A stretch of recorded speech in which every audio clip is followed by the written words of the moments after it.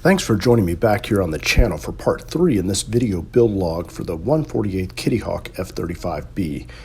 It's been a tough road so far, and I was hoping that most of the hard stuff was behind me. That was until I realized that Kitty Hawk doesn't provide anything to close out the tail end of the fuselage if you decide, like me, to build the model with a nutating engine in the liftoff position. If I didn't do anything, it was going to look a bit ridiculous compared to the real thing, which is actually quite busy in the back end.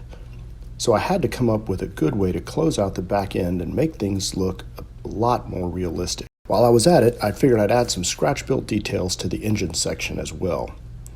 I made some templates from cardstock for the center section closeout, as well as the right and left side of the aft fuselage areas. I mic'd the center section as well as the engine opening hole and used my circle cutter to cut that template. The right and left fuselage open areas were simply traced using the kit parts. When I had these templates the way I wanted them, I cut the actual closeouts using evergreen plastic sheet in my trusty Olfa circle cutter.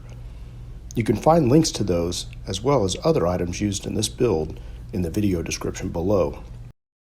I needed to install the closeout pieces in a way that would allow me to still work on the top and bottom fuselage halves separately, so I installed the closeouts on the bottom fuselage half while adding some additional details to the top section to represent the rib structure of the aft fuselage section.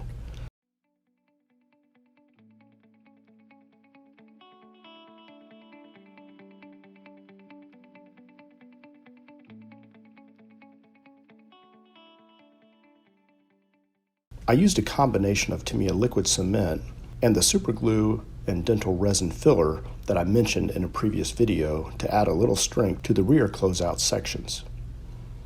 When these were installed, just a little Tamiya superfine surface putty was needed to blend things into the fuselage.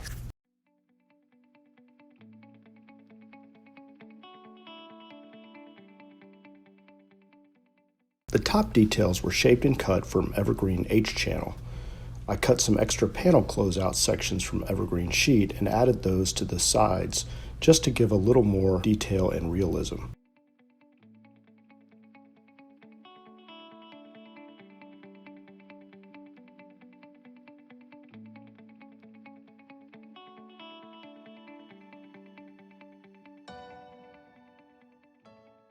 Now the kit nutating exhaust section is devoid of much detail. On the real aircraft, there's a myriad of wires and components that are visible, so these would have to be added.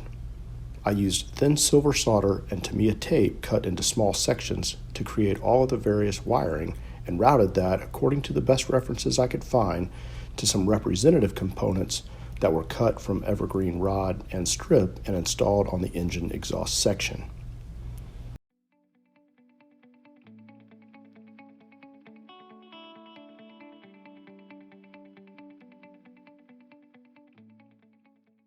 When I had this complete, I added a coat of primer and completed the detail painting using various shades of Vallejo acrylics. So I think I'll stop there and keep this update short and sweet. While short, I think it's a really important update, as without the steps to close out the back end of this model, things would really have looked toy-like. Thanks for hanging out with me for this third episode in the Kitty Hawk F-35 video build log. Make sure to leave me some feedback, subscribe to the channel, and follow me over on Facebook. We'll see you next time.